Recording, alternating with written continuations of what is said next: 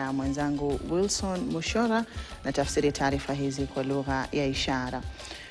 Tuanze na taarifa hii ambapo maafisa wa upelelezi wa makosa ya jinai pamoja na polisi eneo la Narok Kusini wamemkamata chifu wa zamani kwa madai ya kumshawishi na kisha kumkatakata hadi kumuua mwanamume mwenye umri wa miaka 48.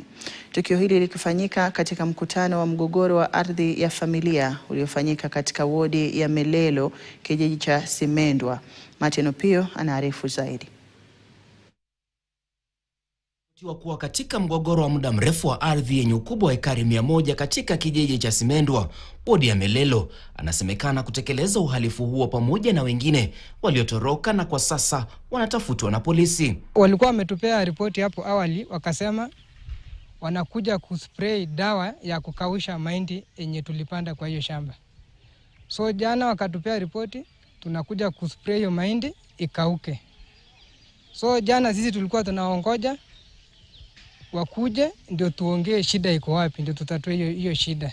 Kwa mujibu wa mashahidi, mshukiwa aliwaongoza wanafamilia wawili katika juhudi za kutatua mgogoro huo kupitia mazungumzo ili kumaliza mzozo wa zaidi ya muongo mmoja, bila wao kujua kuwa kulikuwa na mtego wa kifo uliokuwa unawasubiri. Vile walitufahamia, wakamfahamia ndugu yangu mmoja ambaye walikuwa wanasema yeye ndio target yao.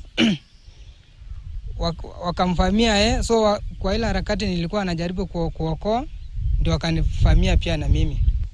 Vile mmoja wetu amekatakatwa kama mnyama, tumeona unyama tumetendewa, na sisi hatuna mambo mengi.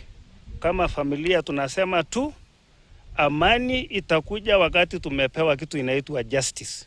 Tukio hilo la kutisha lililotokea mchana kweupe limewafanya manusura kumtaja mshukiwa kama mtu hatari aliyeishi miongoni mwao. Mashangao kubwa sana jana kusikia mtu anakuja saa 12 kuja kufamia mtu bila plan. Wanakuja na guns, wanakuja nakata mtu na akamaliza mtu hapo. Mshukiwa anatarajiwa kufikishwa mahakamani kesho, huku mipango ya mazishi ikiendelea ili kumzika mwenda zake. Martin Opio, KTN. Naam, hayo yakijiri, joto la kisiasa humu